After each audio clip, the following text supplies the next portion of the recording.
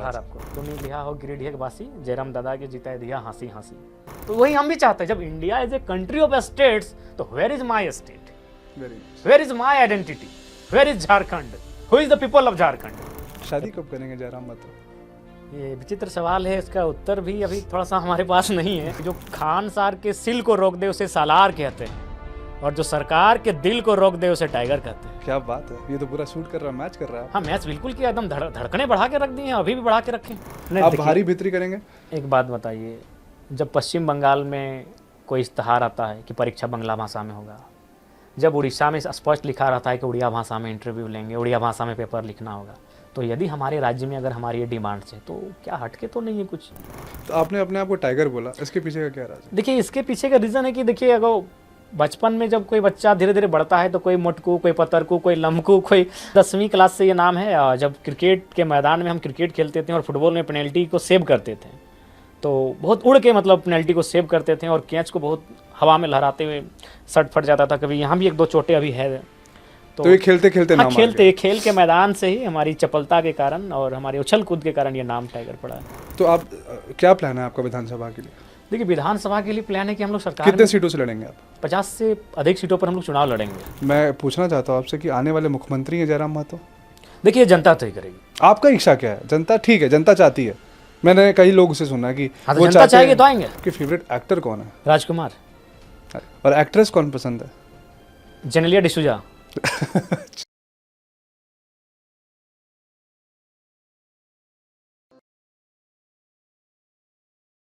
आज के हमारे special guest specially Dhanbad, Giridih, Jharkhand से होकर आज दिल्ली आए हैं। और अगर मैंने ये टर्म यूज़ किया है जोहार, तो इससे आप समझ सकते हैं आज के जो यूथ आइकन है पूरे झारखंड के, जिसको हर एक युवा फॉलो कर रहे हैं और युवा चाहते हैं कि उन जैसा बन सके ताकि वो भी समाज में अपना कुछ कंट्रीब्यूशन दे सके। वैसे हमारे एक सोशल वर्कर, एक उभरते हुए सितारे जयराम महतो जी हमारे बीच में हैं। सर जोहार, नमस्कार और धन्यवाद। जी जोहार, नमस्कार आपका भी कि दिल्ली जैसे क्षेत्र में हमें आमंत्रित किया गया आपके माध्यम से, इसके लिए आपका अभिनंदन है, आभार है। सर आभार आपका है कि आपने समय दिया। जी बिल्कुल, हम लोग कभी भी संकोच नहीं करते हैं। जब कोई हमसे जानना चाहता है, हमारे उद्देश्यों को जानना चाहता है, हमसे लोगों को मुखातिब करवाना चाहते हैं, तो हम लोग कभी पीछे नहीं हटते हैं। हम लोग आगे आते हैं कि बिल्कुल जो हमारे अंदर चल रहा है वो लोगों तक पहुंचना चाहिए। सबसे खूबसूरत चीज़ ये मुझे लगी आज की बात की, मैं धनबाद से, जी आप भी गिरिडीह झारखंड से। मैं धनबाद से ही है, जिला आप भी मेरा proper धनबाद है। जिला धनबाद है। मेरा जो लोकसभा का क्षेत्र है वो गिरिडीह है। वो गिरिडीह है। और हम आज एक दूसरे शहर में यहाँ पे एक इंटरव्यू कर रहे हैं, और ये कितनी खूबसूरत चीज़ है कि आज नोएडा जैसे शहर में हम एक दूसरे को जानने की कोशिश कर रहे हैं, पर एक ये दुर्भाग्य भी है कि धनबाद जैसे शहर में हमें ये फैसिलिटी नहीं मिली और वहाँ हम नहीं कर पा रहे। इस पर आपका क्या कहना है? हाँ बिल्कुल, ये आपका सवाल कहीं ना कहीं झारखंड प्रदेश के लाखों नौजवानों को विचलित करता है कि जो सुविधाएं हमें अपने क्षेत्र को, अपने गांव को त्यागने के बाद वहां जाके मिलती है, जिन चीज़ों से हम दिल्ली, बम्बई, हैदराबाद में परिचित होते हैं, वो चीज़ें, वो व्यवस्थाएं हमारे राज्य में क्यों नहीं है। बिल्कुल ये लाखों युवाओं का सवाल है कि आज 40% खनिज संपदा हम देते हैं। इस देश में हमारी एक पहचान है। कोयला का जब बात आता है तो हमारे धनबाद का जिक्र होता है।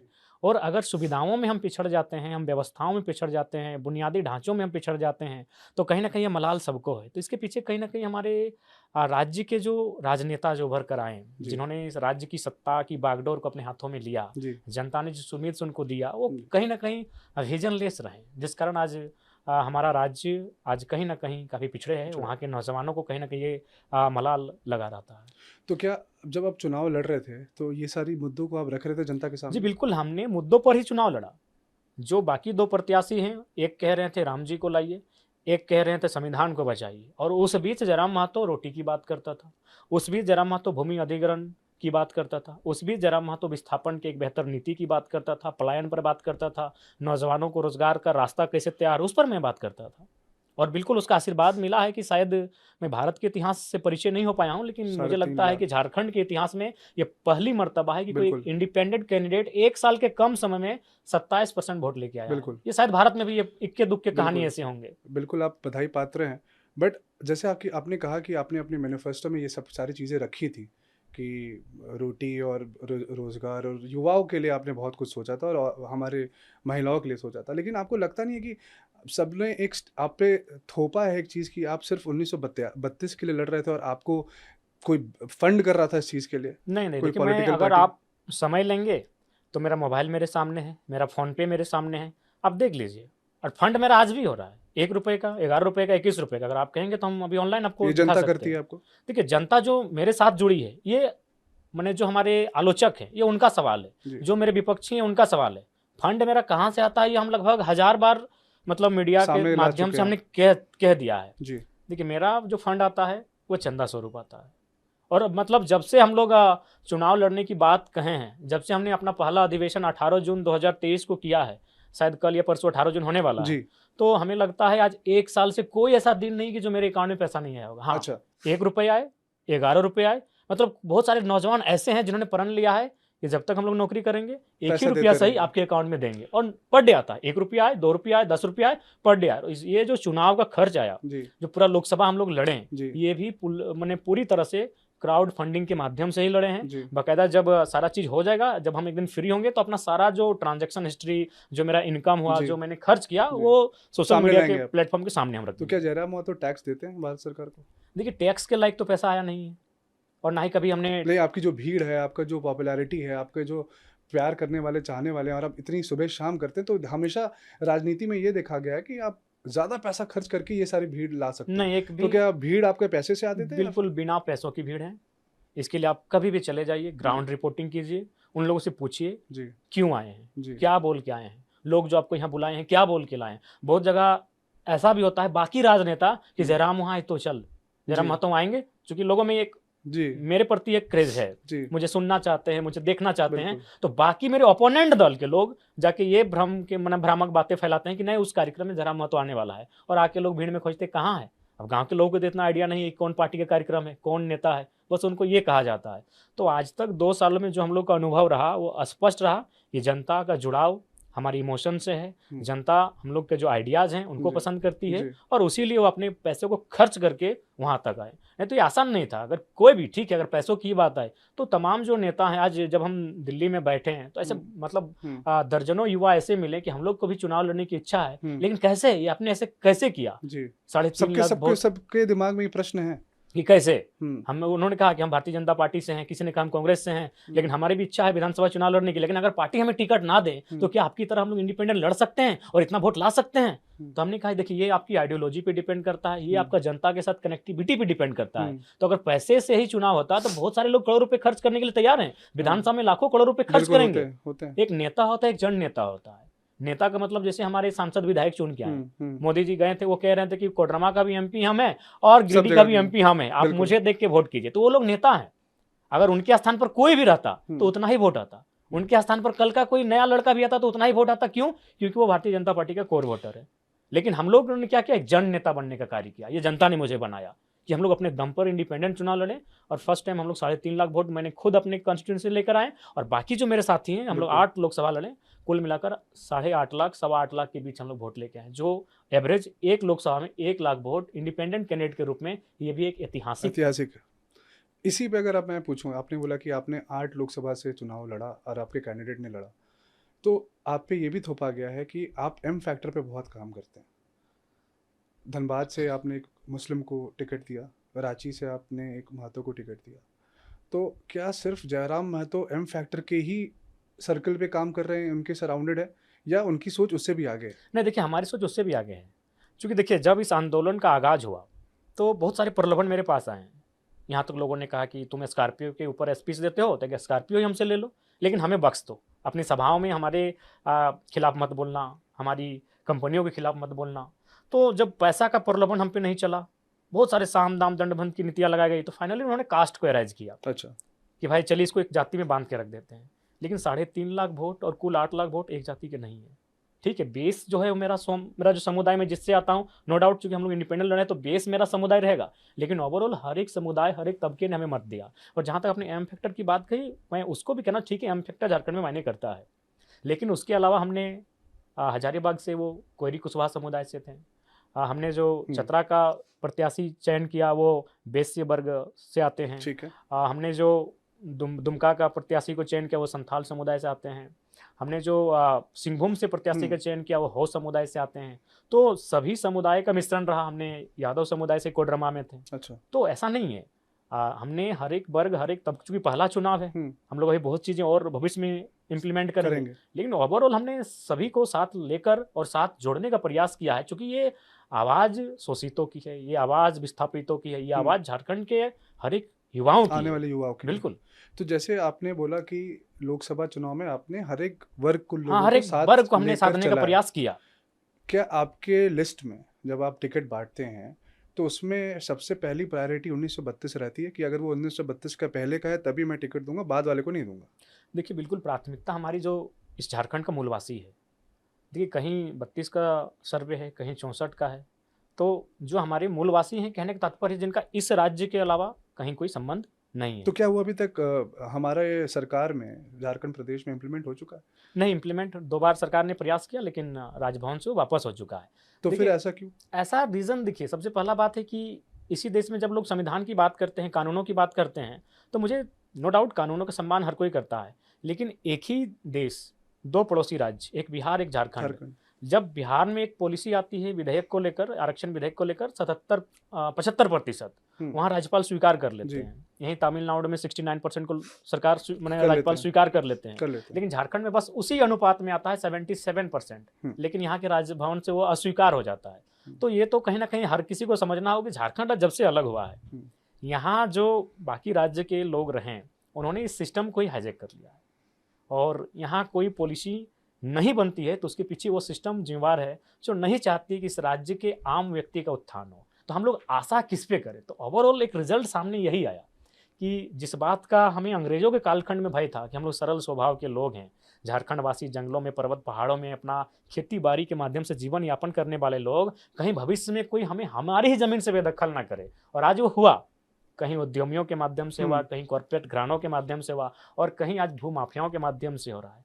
तो इसका मतलब है कि इसी देश में बिहार में जब कानून बन के आता है स्वीकार हो जाता है, झारखंड में जब कानून बन के आता है तो अस्वीकार हो जाता है। इसका मतलब अगर कहीं कोई कमी है तो इस झारखंड में जो सिस्टम बना है, उस सिस्टम में जो बैठे लोग हैं, उनमें कमी है। आपको ऐसा कितना भरोसा अपने आप है कि आप अकेले सिस्टम चेंज कर देंगे? देखिए, नो डाउट अकेला चना भाड़ नहीं फोड़ सकता है। ये बात सत्य है कि अभी जो भी झारखंड में जो पॉलिटिक्स रही मेरे दल में, वो मेरे इर्द गिर्द रही, इसको हम स्वीकार करते हैं। लेकिन जब हम लोग, चूंकि मैंने बार बार कहा, हम लोग लर्नर हैं, हमारे पास एक व्यवस्थित ढांचा नहीं है, हमारे पास एक बढ़िया तौर तरीका पॉलिटिक्स का हम लोग पहचाने नहीं है, जाने नहीं है, तो लिहाजा कमियां रहीं, खामियां भी रहीं, तभी तो हम लोग जीतते जीतते चुनाव को हारे। तो कहीं ना कहीं ये चीज़ें जब भविष्य में हम लोग विधानसभा में जाएंगे तो इनमें कहीं ना कहीं जो खाई है उसको हम लोग पाटने का काम करेंगे। और बाकी जो नए युवा हैं जो राजनीति में, जिनको हम लोग ला रहे हैं, प्रेरित कर रहे हैं, उनकी भी एक अच्छी पहचान होगी और उनके क्षेत्र में उनकी पकड़ होगी, और वे लोग मेरी अनुपस्थिति में भी अपने राज्य का, उस क्षेत्र का, उस जिले का नेतृत्व करने के लिए अपनी सामर्थ्य को जुटा पाएंगे। तो विधानसभा आने वाला है आपके, हमारे झारखंड प्रदेश में, उसके पहले आप दिल्ली घूम रहे हैं, तो इसका क्या हम एक रिएक्शन या फिर इससे हम क्या समझ सकते हैं? एक निमंत्रण था इंडियन स्कूल ऑफ डेमोक्रेसी से। वहाँ विभिन्न दलों के लोग, युवा आए थे, विशेषकर युवा थे, कुछ महिला थी। और आपकी एक फोटो वायरल हो रही है कांग्रेस के एक नेत्री के साथ। देखिए, वो तो जाहिर सी बात है, कॉन्फ्रेंस है, उसमें तो कोई भी आएंगे, उसमें वायरल जैसा होना कोई विषय नहीं है। उसमें कांग्रेस का ज्यादा प्रभाव था उसे? नहीं, एक्चुअली जिस पेज को वायरल किया गया उसमें कांग्रेस के लोगों का नाम था। अच्छा। उसके अंदर बीजेपी के लोग भी हैं, उसके अंदर आम आदमी पार्टी के भी लोग हैं। तो हम ये मान के चले कि आपकी पार्टी आपकी ही रहेगी, आप किसी के साथ मिलकर काम नहीं, बिल्कुल नहीं, विलय नहीं होगा, क्योंकि हम लोगों की राजनीति हार जीत से और सत्ता से बियॉन्ड की राजनीति है। हमारी राजनीति व्यवस्था को बदलने की है, और हम ये नहीं कह रहे कि हम व्यवस्था को बदल ही देंगे, हम ये कह रहे हैं कि हम प्रयास करने आए हैं। अगर हमसे चूक होती है तो हमारी आने वाली पीढ़ी जहां हम छोड़ेंगे वहां से लेके आगे बढ़ेंगे। लेकिन आज अगर हम फिर उनके भरोसे पे कायम नहीं हो पाते हैं तो आने वाले 10 सालों बाद, 20 सालों बाद कोई नया लीडर झारखंड में नहीं तैयार होगा, उस पर लोग विश्वास ही नहीं करेंगे। कोई हमारा उदाहरण देंगे कि एक लड़का आया था, इसी तरह की बातें करता था, हम लोगों ने उन पर विश्वास जताया, तो इसलिए आज हमारा हार जीत से ऊपर है उनके विश्वास पर खरा उतरना। अगर हम उनके विश्वास पर खरा उतरते हैं, अपने आप को समर्पित कर देते हैं, तो परिणाम सुखद होंगे। ये धीरज रखने की हमें आवश्यकता है, क्योंकि आसान नहीं है। आप जिनके खिलाफ लड़ रहे हैं, आसान नहीं है, वो हर प्रकार से सक्षम लोग हैं। अगर सक्षम नहीं होते तो घर बैठे चुनाव नहीं जीतते। आज आप चुनाव कैंपेन को खंगालिए, हम्म। जिस प्रकार हम लोग का रोड शो होता था, जिस प्रकार हमारी जनसभाएं होती थी, जी। हमारी नुक्कड़ सभाएं होती थी, जी। दोनों प्रत्याशी मिलकर उसका आधा का आधा नहीं किए थे। जी। मैंने लगभग हर एक पंचायत को टच किया था। आसान जी। नहीं, 500 पंचायत है मेरे लोकसभा में, जी। गांव 1500 हैं, लगभग मैंने हर एक पंचायत को टच किया था। जी। और उन्होंने, मुझे लगता है उसका मैंने 15 से 20% एक प्रत्याशी ने, और दोनों मिलकर आधा टच नहीं किए होंगे। लेकिन फिर भी चुनाव में वो हमसे बेहतर रहे, क्योंकि घर बैठे रहे, उनके पास एक अलग प्लानिंग थी।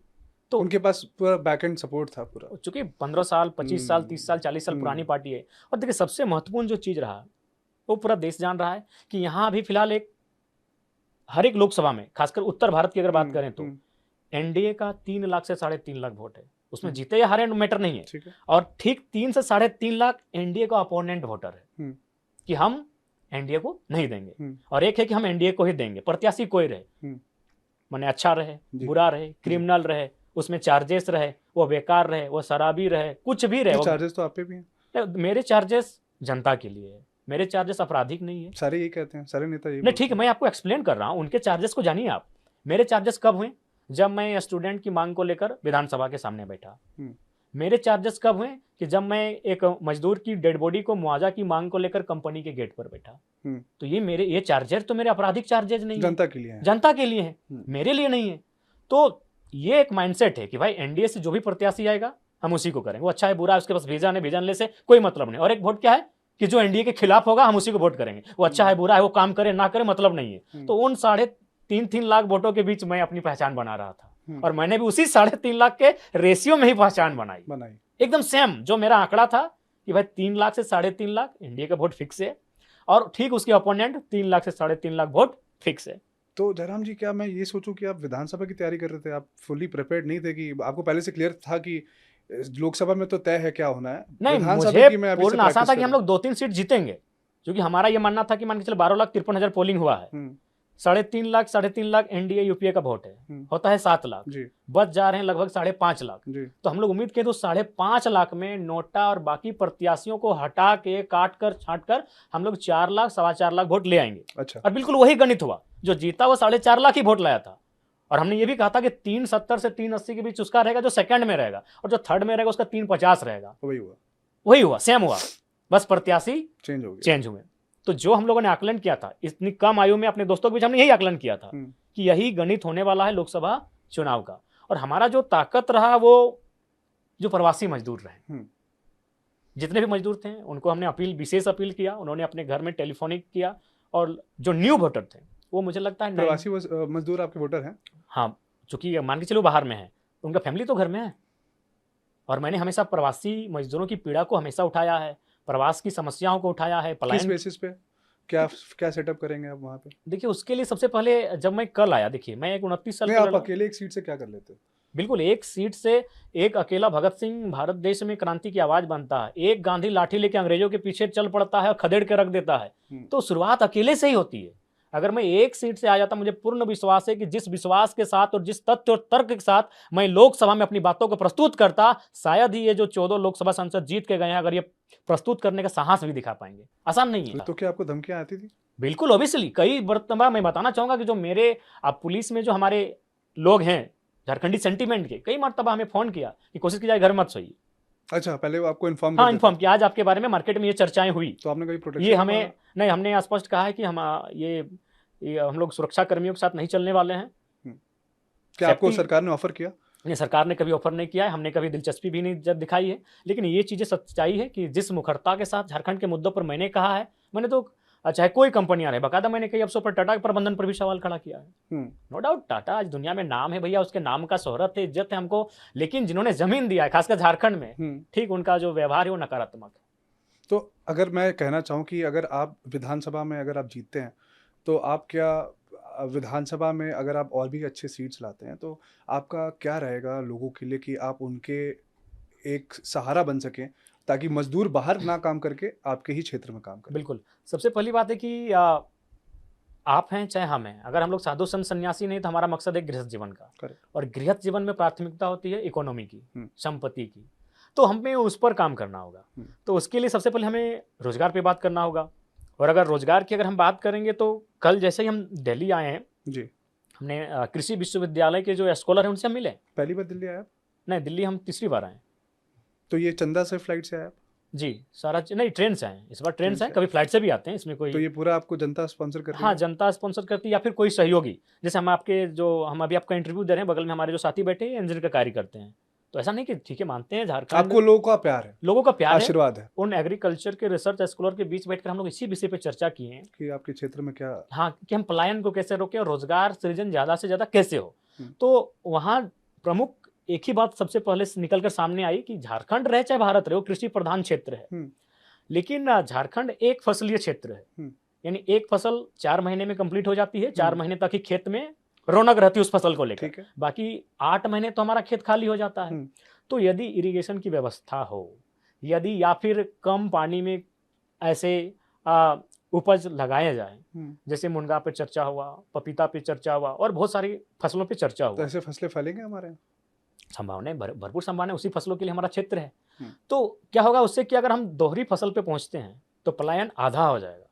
और आखिर उनको और सबसे महत्वपूर्ण बात है कि उसे प्रेरित करना, क्योंकि आज के डेट में लोग क्या है कि खेती को निमंत्रण मानने लगे हैं।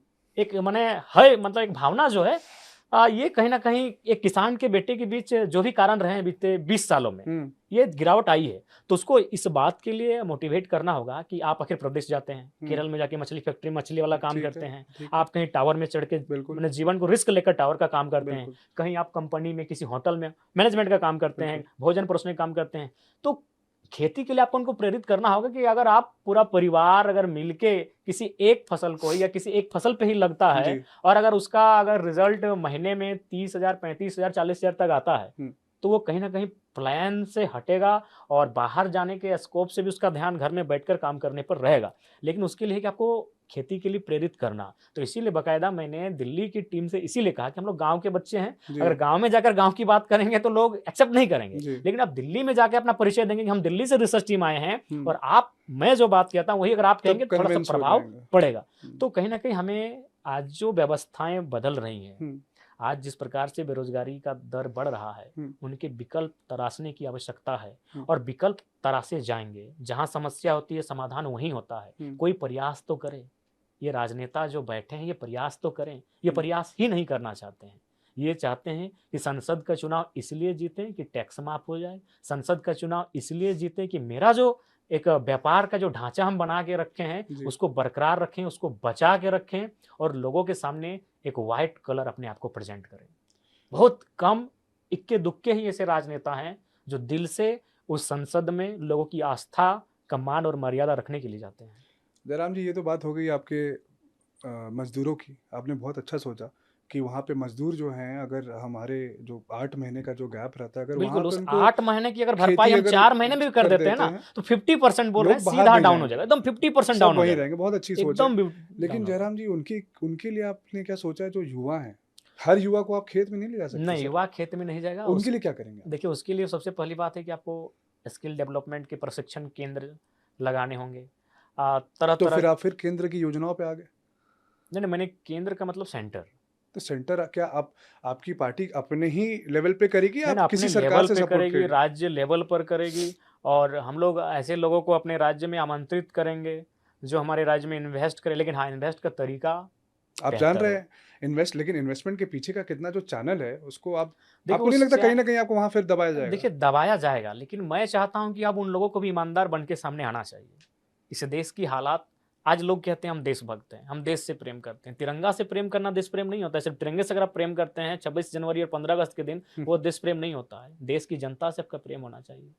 तो अगर सच में आप इस देश से प्रेम करते हैं तो मैं उन लोगों से, जो लोग इस देश में संसाधनों का लाभ लेकर परिपूर्ण हो चुके हैं, धनाढ्य की स्थिति में आ चुके हैं, उनका कर्तव्य बनता है कि उनको देखें। और ये मेरा नहीं, देश के महान संत विवेकानंद का कथन था कि आप उनको देखें, जो लोग आपके ही इर्द गिर्द रहते हैं और अभाव में अपने जीवन को यापन करते हैं। तो नियमतः अगर लोग आएं, अपने दिल को बड़ा करके आएं और ये देश मेरा, ये देशभक्ति की भावना सच में दिल में है, तो लोगों से प्रेम हो।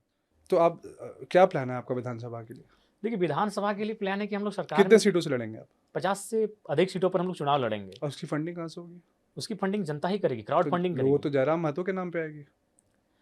नहीं, जो बाकी हमारे प्रत्याशी उनके नाम पे, तो उनके नाम पर ठीक है, नो डाउट, लेकिन उनके अकाउंट में भी और उनके चुनाव कैंपेन में भी खर्च हुआ। नहीं ठीक है, लेकिन एक अकेला जयराम महतो कितने खर्चे कर देगा? देखिए, मुझे उम्मीद है ना कि आज जिस प्रकार से झारखंड में उबाल आया है, हर एक क्षेत्र के लोग अपने एक साफ-सुथरे प्रत्याशी के प्रति उसके पीछे खर्च करने के लिए तैयार हैं। बस वो अपनी निष्ठा पर बनाए रखे और अडिग रहे, हुँ। वो विचलित ना हो। तो ये परिस्थितियाँ, इस माहौल को हमने बदला है और ये माहौल से हमें लगता है देश भी एक संदेश ले सकता है। हम लोग का खर्च केवल वो बैनर, पोस्टर और प्रचार गाड़ी और सभाओं में हुआ है। उसके अलावा जो प्रचलन था मांस मदिरा का, इस प्रचलन को हम लोगों आपने ने खत्म कर दिया है। एकदम खत्म कर दिया है। चीज़ बहुत सारे करनी होटलों में हम लोग जब खाना खाने गए हैं, तो लोग वहाँ रिपोर्ट बता रहे हैं हुँ। कि दुकानदार लोग बोल रहा था, यार ये कैसा चुनाव हुआ? इससे पहले माने गहमा-गहमी होता था मेरे होटल में। लोग बोलते थे कि 20 लोगों का खाना ऑर्डर होता था। लेकिन ये टाइगर जब से आया है यार, ये एक सिस्टम को ही बदल के रख दिया है। वो चुनाव जीते या हारे क्या वो पता नहीं, हुँ। लेकिन इस सिस्टम को बदल दिया है। आज लोग मांस मदिरा की बात नहीं कर रहे हैं। तो आपने अपने आप को टाइगर बोला, इसके पीछे का क्या राज है? देखिए, इसके पीछे का रीज़न है कि देखिए, अगर बचपन में जब कोई बच्चा धीरे-धीरे बढ़ता है तो कोई मोटकू, कोई पतरकू, कोई लम्बकू, 9वीं 10वीं क्लास से ये नाम है। जब क्रिकेट के मैदान में हम क्रिकेट खेलते थे और फुटबॉल में पेनल्टी को सेव करते थे, तो बहुत उड़ के मतलब पेनल्टी को सेव करते थे और कैच को बहुत हवा में लहराते हुए शर्ट फट जाता था। कभी यहाँ भी 1-2 चोटें अभी है। तो ये खेलते-खेलते हाँ, नाम आ गया। खेल के मैदान से ही हमारी चपलता के कारण और हमारे उछल-कूद के कारण ये नाम टाइगर पड़ा है। अभी आप इतने यंग हैं और इस कम उम्र में आपने अपने आप को जनता के लिए समर्पित कर दिया। तो क्या इसके अलावा आपकी ज़िंदगी में और किसी चीज़ से प्यार नहीं है आपको? देखिए, स्वाभाविक है, यूथ हैं, प्रेम होने की संभावना बनती है। नहीं, लेकिन बन रही है या बनेगी? देखिए, लेकिन एक हमेशा एक चित्र सामने आता है झारखंड के लोग, झारखंड की समस्याएँ। तो कुल मिलाकर अभी प्रेम कहा जाए तो इसे रात्रि से है, रात में ही चिंतन-मंथन करते हैं और अपने थॉट्स को क्रिएट करते हैं। और एक मैं सिचुएशन आपको दे रहा हूँ जयराम जी। 6 महीने बाद चुनाव है आपका और अगर मैं आपको बहुत गुड लक विश करूँगा, लेकिन अगर कुछ नेगेटिव हो जाता है फिर से, तो उसके बाद जयराम जी का क्या प्लान रहेगा? क्या आगे आप की फिर मार्केट में या फिर लोगों के बीच में आप घूमेंगे या फिर आप राजनीति से संन्यास ले लेंगे? नहीं, हमने तो स्पष्ट कहा है कि अगर हम लोग चुनाव जीतेंगे तो सदन के भीतर बैठ के जनता की समस्या का समाधान करेंगे। अगर चुनाव नहीं जीत पाए तो उनको मुद्दों को अपनी आवाज़ सड़क में बैठ के समाधान करने के लिए आंदोलन करेंगे। आप आंदोलन करते रहेंगे? आंदोलन करेंगे। मतलब आप जनता को छोड़ेंगे नहीं? नहीं, जनता के बीच हम कहाँ जाएँगे? ये प्रेम झारखंड के इतिहास में किसी को नहीं मिला है। आज कई ऐसी बूढ़ी माताएँ हैं जो भोजन ग्रहण नहीं कर रही थीं, 2 दिन तक भोजन ग्रहण नहीं की थी। क्यों, कैसे हार गया वो लड़का? इतनी छोटी-छोटी बच्ची लोग, 5 साल, 6 साल उम्र हो रहा है। सबने वोट किया। जितने लोग अच्छे हैं, मतलब बच्चों तो नहीं डेफिनेटली, नहीं, माने बच्चों से भी भावना था मेरा। सेंटिमेंट था उनका आपके सेंटिमेंट साथ। था और फर्स्ट टाइम ऐसा लग रहा था कि चुनाव कोई प्रत्याशी नहीं लड़ रहा है, जनता चुनाव लड़ रही है। हम किसी गाँव में जा रहे थे, देख रहे मेरा यहाँ झंडा कैसे आया? बोला गाँव वाले लोग चंदा किया है। अच्छा, झंडा का भी? अभी भी अगर हम अपने लोकसभा का भ्रमण करें तो कहीं 1 क्विंटल चावल है, कहीं 50 किलो चावल है, कहीं प्याज 1 झोला है, कहीं आलू 2 बोरा है। पूरे लोकसभा में अगर उनका अगर हम बेचने जाएँ मार्केट में और निकालें तो हमको लगता है 10 लाख रुपए केवल उसको बेच के आएगा। तो आपको क्या लगता है कि लोग आपको जिस हद से उन्होंने जितना प्यार दिया है, आपका पूरे चुनाव में कोई ऐसा एक्सपीरियंस जहाँ पे आपके आँखों में आँसू आ गया हो किसी एक इंसिडेंट को देख के कि मैं कहाँ से आ रहा था और आज लोगों ने अब मुझे अपना बेटा माना? बिल्कुल, बहुत सारे इंसिडेंट ऐसे हैं। अब बताइए, एक 95 वर्ष के एक वृद्ध व्यक्ति हैं। उनका गाँव एकदम कोलियरी के बीच पड़ता है, चारों तरफ कोयला की खदानें। हुँ, उनका ज़मीन भी सीसीएल अधिग्रहण किया है, लेकिन ना ढंग का मुआवज़ा, ना परिवार में नियोजन। जी। तो उस बूढ़े लगभग 95 वर्ष की अवस्था बेड में है। पहले हम प्रार्थना करते हैं कि जिए और 10 साल बुजुर्ग व्यक्ति की आयु बढ़े। आपको उसका मंत्री बनते हुए देख सकें। देखिए, अच्छी बात है। तो उनका डिमांड था कि या तो मुझे उस लड़के के पास ले जाओ या उस लड़के को मेरे पास ले जाओ। मरने से पहले एक बार मिलना चाहते हैं कि झारखंड की मिट्टी में कोई शेर आया है जो सीना ठोक के इनके खिलाफ बात करता है। क्या बात है! हम गए उससे मिले और जिस दिन मिले, मैं एकदम साफ-साफ कह रहा हूँ, उनका जो दाढ़ी, लंबा-लंबा दाढ़ी, तो उसमें उनका वोमिटिंग फँसा हुआ था। अति वृद्ध व्यक्ति, उस दिन भी बीमारी की अवस्था में और वोमिटिंग हुआ है। वो बेड में है, उठ नहीं पा रहे हैं। और बोले, हाँ, आपको पहचान ली, जयराम महतो हैं। वीडियो यूट्यूब में देखते हैं, नाती लोग को नहीं दिखाता है तो बोलते हैं हमको दिखाओ, दिखाओ। आज ये बदला हुआ है कि लगभग ऐसे सैकड़ों वृद्ध मिले जो 90 साल, 95 साल के हैं और घर में झगड़ा करके नया मोबाइल लिया है। वो मोबाइल सिर्फ जयराम महतो का भाषण सुनने के लिए, बस यहाँ वो क्लिक करता है, लिखता है जयराम महतो का भाषण। तो ये मतलब जब इन चीज़ों को सामने आता है तो बहुत भावुक हो जाते हैं। जब छोटे-छोटे बच्चे अपना 5-10 रुपए चुकरी में लाके देते हैं, बोलते हैं कि भैया ये हम लोग का पॉकेट मनी है, लेकिन सुने आप हम लोग के लिए लड़ रहे हैं, हम लोग के भविष्य के लिए लड़ रहे हैं, रखिए चुनाव में काम आएगा। काफी अच्छा लगता है। उन पैसों को अभी तक रखे हैं, नहीं खर्च किए हैं, वो यादगार के तौर पर रहेंगे। उन चौके पे लिखा है टाइगर जयराम महतो, मतलब जो भी है प्यार भरा काफी स्लोगन। चित्र भी लोगों ने बना के दिया चित्र तो हमको लिखता है, आज तक सैकड़ों चित्र हमारे नाम पर जी, छपे होंगे। और हमको झारखंड के इतिहास में पहला लीडर है जिसके नाम पर हमको लगता है 150-200 गाना बने। बिल्कुल रिकॉर्ड आज तक किसी लीडर के नाम पर इतना सॉन्ग नहीं बना है। वो सारे ट्रेंडिंग है, सारे ट्रेंडिंग है जी। 4-5 भाषाओं हमारे नाम पे गाना बना है। बिल्कुल। तो ये प्रेम मिला भी किसी को हमने कहा नहीं।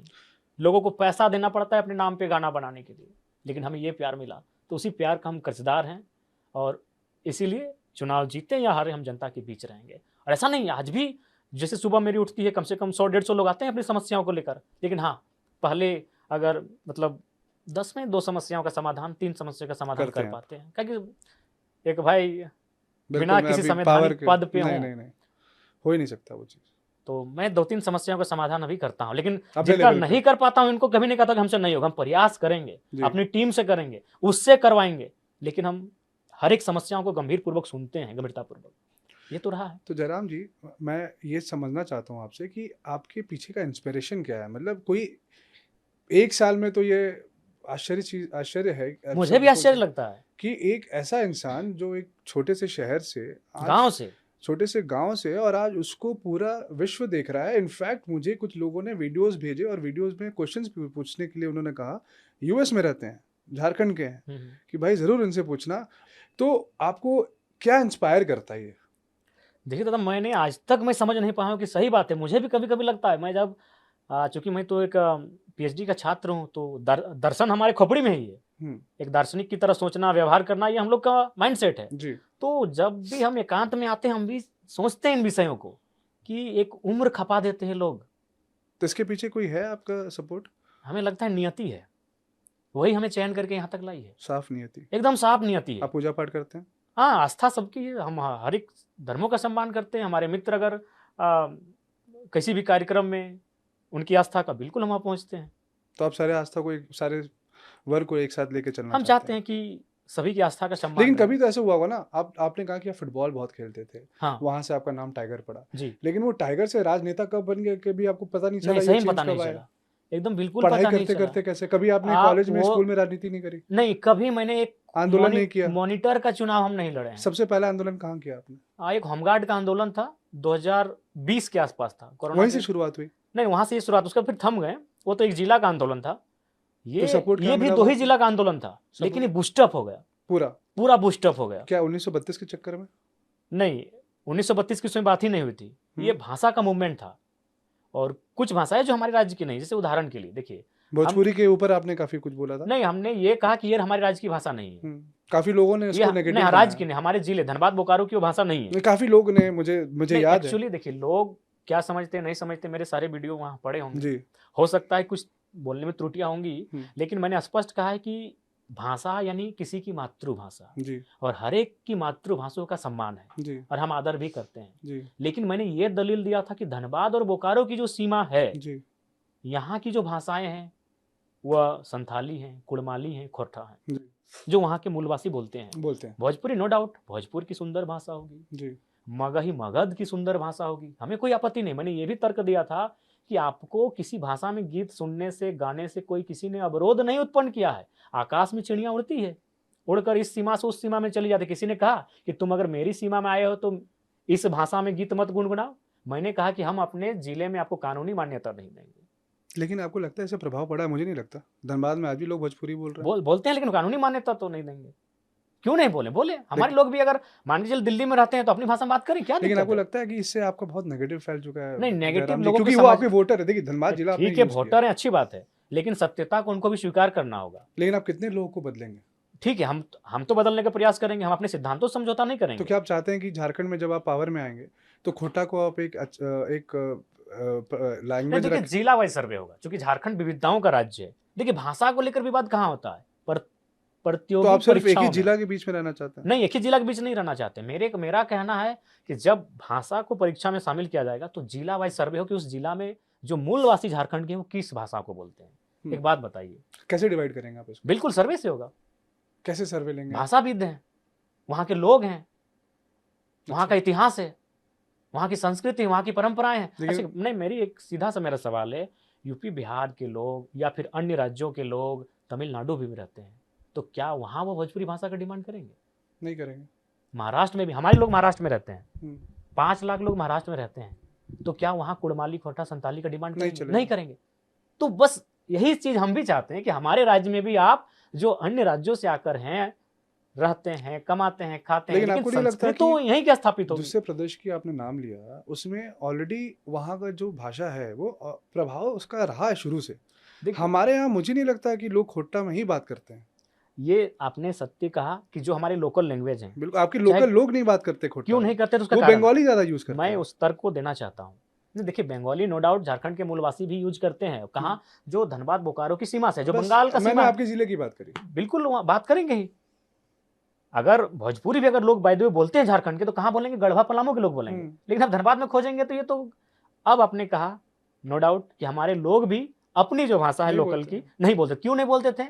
ना सिस्टम में वे लोग थे। हमारे लोगों को काम लेने के लिए उनके पास जाना पड़ता था, उनके पास गिड़गिड़ाना पड़ता था। तो हमारे लोगों ने धीरे धीरे क्या किया? चूंकि देखिए, एक बात स्पष्ट जान लीजिए, अगर आप भाषा को रोजगार से जोड़ के नहीं रखेंगे, उस भाषा को खत्म होने में चंद मिनट का समय नहीं लगेगा। आपने हमारी भाषा को रोजगार से ही खत्म कर दिया। वहां कोलियरी में चले जाएं, हमारे जो पड़ोसी राज्य के लोग हैं उनका वहां दबदबा है। तो जब वे लोग बाबू साहब हैं, बाबू साहब मतलब समझ रहे हैं, जो हेड होते हैं भैया, जीएम होते हैं, एचआर होते हैं, तो धनबाद तो ठेकेदार होते हैं। धनबाद तो उन्हीं से चल रहा है, कोलरी उन्हीं से चल रही है। ठीक है, नो डाउट। आप गुजरात बदल देंगे? गुजरात के लोग भी महाराष्ट्र को बनाने में योगदान है, लेकिन आज तक कभी नहीं कहा कि हमें गुजराती भाषा का मान्यता महाराष्ट्र में मिले। ठीक है, ठीक है, आपका रोल है, रोल को हमने कभी अस्वीकार नहीं किया है, लेकिन इसका मतलब ये नहीं कि आप उस राज्य की जो परंपराएं हैं उसमें दखल देंगे। गुजरात के लोगों का रोल है महाराष्ट्र में, पता कर लीजिए। आज अगर मुंबई अगर जगमग हो रहा है तो उसमें गुजरात के व्यापारियों का बहुत बड़ा रोल है। लेकिन कभी उन्होंने ये डिमांड नहीं किया कि गुजरात की चीजों को बंबई में थोपा जाए। बस वही सिंपल सवाल है। आपका रोल वहां के लोगों ने एक्सेप्ट नहीं किया। बिल्कुल, तो वही चीज हम चाहते हैं। ठीक है, आपका रोल है, समय लगेगा। गुजरात के लोग हैं, महाराष्ट्र के लोग हैं, बहुत सारे समुदाय के लोग वहाँ रहते हैं, हमारी अर्थव्यवस्था में उनका रोल है, लेकिन उनकी चीज़ों को यहाँ थोपा ना जाए। तो जयराम जी, जैसे आपने कहा कि आपके जो खोटा भाषा है, लोकल लैंग्वेज को लोगों को एक्सेप्ट करना है जिले में, तो क्या आप चाहते हैं कि वहाँ के लोग भी कंपलसरी उनके लिए हो जाए कि नहीं, कंपल्शन है आपको यही भाषा बोलना, ना तो आपको इस जिले में नहीं रहना, आप बाहरी भीतरी करेंगे? एक बात बताइए, जब पश्चिम बंगाल में कोई इश्तहार आता है कि परीक्षा बांग्ला भाषा में होगा, जब उड़ीसा में स्पष्ट लिखा रहता है कि उड़िया भाषा में इंटरव्यू लेंगे, उड़िया भाषा में पेपर लिखना होगा, तो यदि हमारे राज्य में अगर हमारी ये डिमांड्स है तो क्या हटके तो नहीं है कुछ? एक बात सिंपली, अगर कोई पंजाब का व्यक्ति असम में जाके अगर मान के चलिए, आज अगर राज्यों की अपनी पहचान नहीं होती, अपना अगर स्वराज्य का अनुभव नहीं होता, मान के चलिए ऑल ओवर इंडिया एक है, अगर कोई पंजाब का व्यक्ति पुलिस बन के असम जाएगा तो क्या असम की कानूनी व्यवस्था दांव पेच को कंट्रोल कर पाएगा? पॉसिबल है, नहीं कर पाएगा। यदि कोई केरल का व्यक्ति शिक्षक बन के अरुणाचल प्रदेश जाएगा, क्या वो बच्चों को एक बेहतर तरीके से टीच कर पाएगा? नहीं कर पाएगा। तो ये विविधता है, उस विविधता का आपको ख्याल रखना ही होगा। यही विविधता भारत की खूबसूरती है, और ये भारत का संविधान आर्टिकल 1 भी कहता है, India is a country of states. आप बिना स्टेट्स के इंडिया की बात नहीं कर सकते, ये बेईमानी हो जाएगी। क्या बात? तो वही हम भी चाहते हैं, जब India is a country of states, तो where is my state, very nice, where is my identity, where is Jharkhand, who is the people of Jharkhand? Everyone is not a Jharkhandi, everyone is Indian. आप फिल्टर रखना चाहते हैं? बिल्कुल, वही filter करना चाहते हैं। एवरीवन इज इंडियन, पर रहेंगे सब वहीं पे। आप बाहर तो नहीं करेंगे? नहीं, क्यों बाहर जाएंगे? हमारे लोग लगभग 16 से 18 लाख लोग झारखंड के बाहर रहते हैं। आप रहिए, लेकिन जो एक राज्य के जो विशेष अधिकार होते हैं वो उस राज्य के मूलवासी को ही मिलेंगे। आप ये चाहते हैं? ये चाहते हैं। तो आप सरकार में आएंगे तो सबसे पहला आपका यही रहेगा? जी, ये भ्रम फैलाया जा रहा है। इस लोकसभा के चुनाव में भी कहीं कहीं हुआ कि अगर ये जीतेगा तो आपको बस में बैठना होगा और चले जाना होगा। भैया ऐसा हमने कब कहा? ये मैं इसलिए क्लियर करना चाहता हूँ कि नहीं, धनबाद के लोग सबसे पहला बात है कि स्थानीय नीति की बात हो रही है कि स्थानीय नीति क्या है। क्योंकि देखिए, आपको एक इंसिडेंट याद होगा, पता नहीं, हमारे बहुत ही बड़े व्यवसायी थे वहाँ पे, खालसा होटल, वो उनको जाना पड़ा। उस समय भी गैर झारखंडी का रोल है। झारखंड के लोग ना दबंग प्रवृत्ति के हैं ना माफिया प्रवृत्ति के हैं, वो ऐसे लोग हैं, आप उनके गांव चले जाइए, वो अपना झोला फैलाकर, आंचल फैलाकर आपका स्वागत करेंगे। हम वो प्रवृत्ति के लोग हैं। हम जंगल बनों पहाड़ों में खेती बाड़ी करके जीने वाले लोग हैं, हमारा लक्षण है वसुधैव कुटुंबकम अगर विचार को कोई स्थापित करता झारखंड के लोग करते हैं, तभी तो आज कंपनी हमारी, खेत हमारे, खलिहान हमारे उजड़े और करोड़पति बन के कौन निकले। वो अगर धमकी गया है, खालसा की आप बात कर रहे हैं, बिल्कुल मैंने भी सुना, मैंने पूरा अध्ययन नहीं किया है, वो धमकी गैर झारखंडी की है। माफिया प्रवृत्ति को और किसी ने स्थापित किया तो गैर झारखंड के लोगों ने किया, जिन्होंने कोयले पे वर्चस्व स्थापित किया, जिन्होंने यहाँ की ठेकेदारी प्रथा पे वर्चस्व स्थापित किया, जिन्होंने यहाँ की इकोनॉमी को पकड़ लिया, ये उनकी धमकी है। झारखंडी कभी धमकी नहीं दे सकते। तो आप इसको रोकेंगे? बिल्कुल रोकेंगे। हम लोग सरकार में उनको संरक्षण मिलेगा। ये आप श्योर करते हैं? बिल्कुल श्योर करते हैं। चाहे वो भारी भीतरी कोई रहे, आपको व्यापार करने से कोई मने सबके लिए आप एक हैं। बिल्कुल। बस ये जो है कि झारखंड नामधारी की नौकरियां, समझ अभी तक लोगों चीजों को समझे नहीं है, क्लियर नहीं था। झारखंड आप मान के चलिए अगर दरोगा की बहाली आएगी तो झारखंडियों को पहले मिलना चाहिए। अभी तो छोड़िए, अभी वहां जो प्राइमरी सेक्शन आया उसमें मैक्सिमम बंगाल के टीचर आ गए, तो हम क्या करेंगे भैया? हम छगरी चराएं, हम बालू लेके क्या करें? और जो +2 की बहाली आई उसमें यूपी के लोग मैक्सिमम। मैं अपने गांव के स्कूल की बात कर रहा हूं, यूपी मतलब बलिया। तो भैया हम क्या करें? यही मेरा सवाल है, हम क्या करें? क्यों बना झारखंड राज्य? हम क्यों? और ये मेरा नहीं, इस देश के प्रथम राष्ट्रपति स्वर्गीय डॉक्टर राजेंद्र प्रसाद का एक स्टेटमेंट था 1937 में वर्किंग कांग्रेस कमेटी में। क्या स्टेटमेंट था कि अगर आप स्थानीयता का लाभ अगर वो नहीं लेगा तो उसे एक राज्य का अगर उसे अधिकार नहीं मिलेगा तो उसको स्वराज्य होने का कोई असर ही नहीं होगा, उस पर उसको अनुभव ही नहीं होगा कि मेरा स्वराज्य है। ये तो हमारा स्टेटमेंट नहीं था, ये डॉक्टर राजेंद्र प्रसाद का स्टेटमेंट था। तो आप उन्हीं को फॉलो करते हैं? सबको करते हैं, विचार सबको, सबका विचार हम लोग एड ऑन करते हैं। अब भगत सिंह के नो डाउट आप उनसे बहुत इंस्पायर होते हैं, तो अपने जो युवा हैं उनके लिए आप कुछ 4 चीजें बोल सके भगत सिंह की जो लोग को फॉलो करना चाहिए ताकि वो भी अपने आप को इंस्पायर कर सके? देखिए, सबसे पहली बात, भगत सिंह कहीं ना कहीं एक विज्ञानवादी व्यक्ति थे। आज के युवा और खासकर देखिए आज जो देश में माहौल है, इस चीज को आपको स्वीकारना होगा कि कहीं ना कहीं पॉलिटिक्स में रिलीजन बहुत ज्यादा इंटरफेयर करता है जी। देखिए, रिलीजन भारत देश में अभी संविधान के अकॉर्डिंग 10 को मान्यता प्राप्त मिला है, हम 10 का आदर करते हैं, सम्मान करते हैं जी। लेकिन और 10 धर्म की अपनी अपनी मान्यता है इस ब्रह्मांड को लेकर, ईश्वर को लेकर और ईश्वर की सृष्टि को लेकर जी। लेकिन क्या आज के परिप्रेक्ष्य में हमें किन चीजों की अभी आवश्यकता है? नो डाउट ईश्वर ने सबकी अपनी आस्था है, तो हम एक 29 साल का लड़का, उस पर हम विशेष बहस नहीं करेंगे। लेकिन मुझे लगता है कि आज जिस रूप में आप ईश्वर को मानते हैं, 10 धर्मों के लोग 10 रूप में मानते हैं, उन्होंने इस धरती को बनाया है, चाहे जिसने भी बनाया है उसने अपने प्रतिनिधि के रूप में इंसान को बनाया और आपके हाथों में छोड़ दिया है। इसको सुंदर बनाना, बदसूरत बनाना, ये आपकी जिम्मेवारी है जी। वो इंटरफेयर हम नहीं कर रहे। हो सकते हो नई दुनिया बना रहे होंगे जी। धरती क्या एक ही है? इस ब्रह्मांड में कई ऐसे धूमकेतु हैं, कई ऐसे उल्काएं हैं, आकाश गंगाएं हैं, कई ऐसे ग्रह नक्षत्र हैं, वहां वो जीवन का प्रकाश डाल रहे होंगे, वो यहाँ नहीं है अभी फिलहाल जी। तो अब हमें इंसानों को समझना है कि इसको लेकर कहाँ जाएंगे। तो इसलिए मेरा ये मानना है कि अब थोड़ा सा जो हमारा पॉलिटिक्स हो रहा है, युवाओं को, भगत सिंह को सोचना को, वो स्पष्ट कहते थे कि मैं युवाओं को नामर्द मानता हूं जो हर एक बात पर उसको ऊपर वाले को चढ़ावा चढ़ाते हैं। एग्जाम लिखने जाएं तो चढ़ावा, पास कर दीजिए। अरे भाई तुम अपने पर कॉन्फिडेंट क्यों नहीं? ये भगत सिंह का स्टेटमेंट था।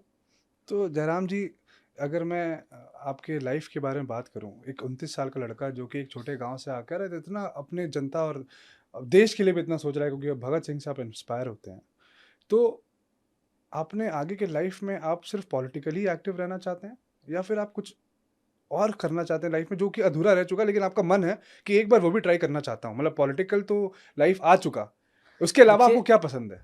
गाना पसंद है? नो डाउट बहुत सारी इच्छाएं होती हैं, जिस उम्र में है इच्छाएं बहुत सारी, इच्छाओं का भरमार होता है। एक्टर भी, क्योंकि आप स्मार्ट भी हैं, तो झारखंडी एक्टर क्यों नहीं बन सकते थे? आप वहां से फेमस कर सकते थे झारखंड को।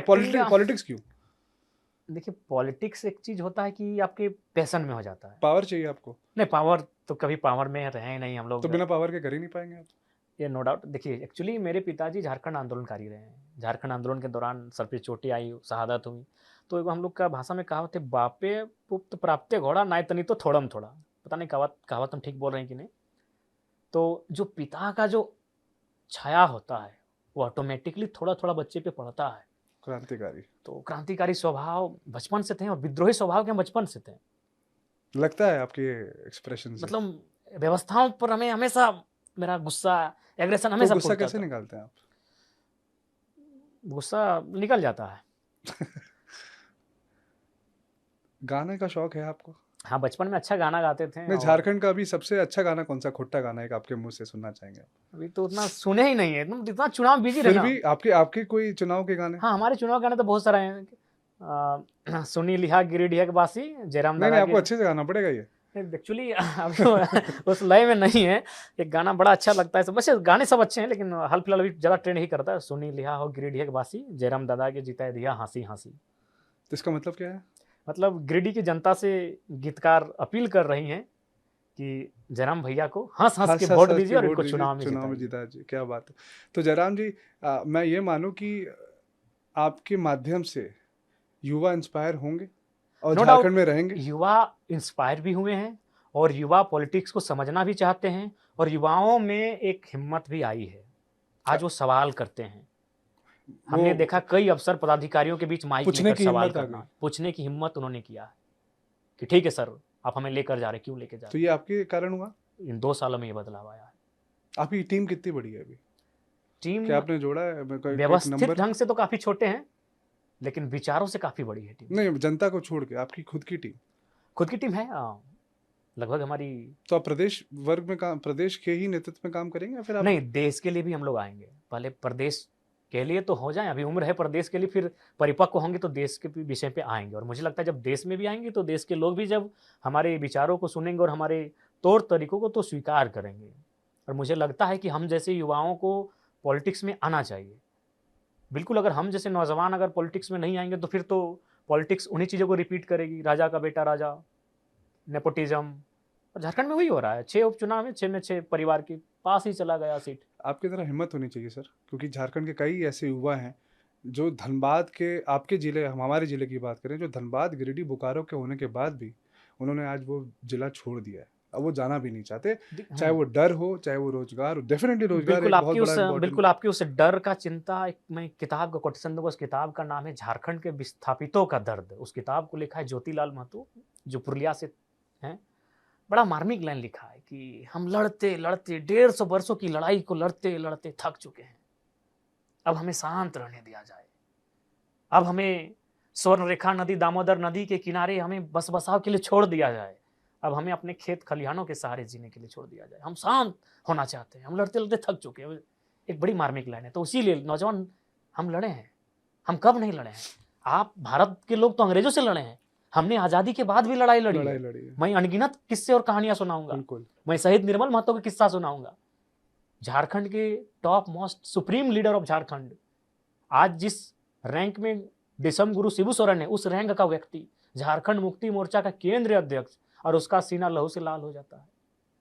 झारखंड के लिए लड़ते लड़ते, विस्थापितों के लिए लड़ते लड़ते, कंपनी के खिलाफ लड़ते लड़ते। तो हम तो आजादी के बाद भी लड़ाई लड़े हैं। हम वहीं नहीं रुके। हमारी हत्याएं झारखंड अलग होने के बाद भी हुआ है, जिनमें 3 विधायकों की हत्या हुई जी, और एक सांसद शहीद सुनील महतो, 12 गोलियां सीनों में दाग दिया गया। सुनने में उनके किस्से लोग सुनाते हैं कि 4 या 5 गोली लगी थी, वो जमीन पे धराशायी हो गए, फिर उठ के खड़े हो गए। ये झारखंड की मिट्टी और ये झारखंड के नेता का स्वभाव है। और फिर मुड़कर देखने लगा, मैंने वो प्रतीक दे रहे हैं कि हम तो अभी जिंदा हैं, हिम्मत है। 12 गोली दागा गया था। तो हमारी लड़ाई अलग टाइप की है। तो हमारी लड़ाई डर नहीं लगता? नहीं लगता है, बिल्कुल डर नहीं लगता है कि जयराम महतो भी एकदम डर नहीं लगता है। हम जब हम हतोत्साहित होते हैं, हम आज से नहीं, हम बचपन से एक ही चीज मोटिवेट के लिए लाते हैं, आंख को बंद करते हैं और एक ही चीज सोचते हैं कि धट दुनिया जाएगी, मरेंगे तो हम कौन होते हैं? कौन यहां जीने के लिए आया है? सबको मरना है। हाँ, 610 ट्रिलियन वर्ग किलोमीटर में फैला सूरज मिटेगा, 510 मिलियन वर्ग किलोमीटर फैली धरती मिटेगी, 38 मिलियन वर्ग किलोमीटर फैला हुआ चंद्रमा मर के खाक हो जाएगा। हम तो इंसान है यार, 60 साल की आयु है, काहे डर के जिएंगे? हम अपने आप आंखें बंद कर लेते जब नेगेटिव थॉट्स आते हैं, खासकर सफलता, असफलता, धन दौलत, तो हम आंखों को बंद करते हैं। अपने अंदर एक ही एनर्जी आते हैं कि हम बचने के लिए कोई नहीं आया, सिकंदर खाली हाथ लौट के गया है, 30 मार्का IAS IPS जितना है सब मर जाएगा, सब धरती में समा जाएगा। बहुत सही। ऐसा हिम्मत हमें चाहिए कि सारे युवाओं को ऐसी हिम्मत आए और हमारा जिला, हमारा प्रदेश एक अच्छी ऊंचाइयों पर जाए। सर, कोशिश किए हैं, देखिए अब क्या होता है। जादू की छड़ी हमारे पास भी नहीं, हम एक प्रयास करने आए हैं। अब हमारा प्रयास कहाँ तक सार्थक होगा वो नियति ही जाने, नियति लेकर आई है। बिल्कुल। जयराम जी, जैसे देखा गया है कि झारखंड के लोग जो बीटेक कर रहे हैं, इंजीनियरिंग कर रहे हैं, वो अधिकतर बाहर नौकरी के लिए ढूंढते हैं अपने पढ़ाई के बाद वो झारखंड में आते ही नहीं हैं। मतलब मैंने तो कभी कम ही देखा है कि अगर टाटा स्टील्स हो या कोई बड़ी जो कंपनी एसीएल हो गई, कोल इंडिया हो गई, ये लोग भी अगर लेते हैं तो बाहर के लोग को ज़्यादा अपॉर्चुनिटी देते हैं। लोकल हमारे जैसे लोग वहाँ अपॉर्चुनिटी नहीं ले पाते। तो इसके लिए आपका क्या प्लान है आगे आने वाले टाइम पे? देखिए, इसके लिए सबसे पहली बात है कि 75%, चाहे वो केंद्र की पॉलिसियाँ हो या राज्य की पॉलिसियाँ हो, अगर केंद्र से काम बनेगा तो केंद्र के माध्यम से करना चाहिए, और राज्य के से अगर काम होगा तो राज्य से करना होगा। 75% जो भी उद्योग के सेक्टर हैं, वहाँ झारखंडियों का इंटर होना चाहिए। ये बात सत्य है। जमशेदपुर में भी ऐसे बहुत सारे शिकायत आए हैं, बाकायदा टाटा कंपनी में आए हैं। एमपीएल खुला हमारे मैथन में, एमपीएल, वहाँ पे भी है। जो भी बड़ी-बड़ी कंपनियाँ हैं, मिनी रत्न, महारत्न, वहाँ झारखंडी है ही नहीं। एमपीएल तो लेती नहीं है लोकल, बिल्कुल, लोकल के नाम से ही उन्हें चिढ़ है। और लेगी भी तो। और सबके संबंध हैं आपके, अगर आप माइंस की बात करें, बीसीसीएल, सीसीएल की बात करें, तो इंटरव्यू आपका कलकत्ता में होता है, सारा चीज़ आपका हेडक्वार्टर कलकत्ता बैठा है, तो वहीं से छटनी हो ये जाता आपने है। मुद्दा उठाया था। ये मुद्दा मैंने बार-बार उठाया है कि अगर 27% कोयला हम देते हैं, तो कोल इंडिया का हेडक्वार्टर भी धनबाद अथवा बोकारो होना चाहिए, या झारखंड का कोई ज़िला होना चाहिए। कलकत्ता क्यों रहेगा? हमें कलकत्ता के लोगों से कोई समस्या नहीं है, लेकिन हमें हमारी चीज़ हमें मिलनी हमारी चाहिए, चीज़ हमें मिलनी चाहिए। तो इससे रोजगार बढ़ेगा। बिल्कुल, उससे रोज़गार भी बढ़ेगा, और जो मैक्सिमम जीएम हैं, एचआर हैं, सुपरवाइज़र हैं, वो हमारे चयन होके आएँगे। जब हमारे लोग चयन होके आएँगे, तो उनके अंदर भी एक विस्थापन की पीड़ा होगी। गाँव में जो आग जल रही होगी, वो आग उसके भीतर भी होगी, यानी वो बेहतर काम करेगा। जो लोग कलकत्ता से आए हैं, ना वो मेरे झारखंड को जानते हैं, ना मेरे विस्थापन के दर्द को जानते हैं, ना मेरे उजड़ते हुए गाँव को जानते हैं, और उस आग से निकलने वाली महामारियों को जानते हैं। वो बस अपना काम जानते हैं, और कितना इसको मैक्सिमम बीसीसीएल को प्रॉफिट दे सकें, उसके लिए जो भी करना पड़े उस काम को करते हैं। ये सत्य है। आज इंटरव्यू कलकत्ता में होगा, फॉर्म अप्लाई सब कलकत्ता कुछ में वहीं होगा। पे होता है। झारखंड के बहुत सारे एग्जाम उड़ीसा में होते हैं, यूपी में बहुत सारे जो प्राइवेट सेक्टर के काम है उनका इंटरव्यू होता है, तो लोग तो वहीं से आएंगे। उसके बाद अभी देखिए सारी चीज़ एजेंसी के माध्यम से हो रही है। थर्ड अगर आप पार्टी से। स्वास्थ्य की बात कीजिए तो एजेंसी, शिक्षा की बात कीजिए तो एजेंसियाँ टेंडर ले रही है। झारखंड की एजेंसी है कहाँ?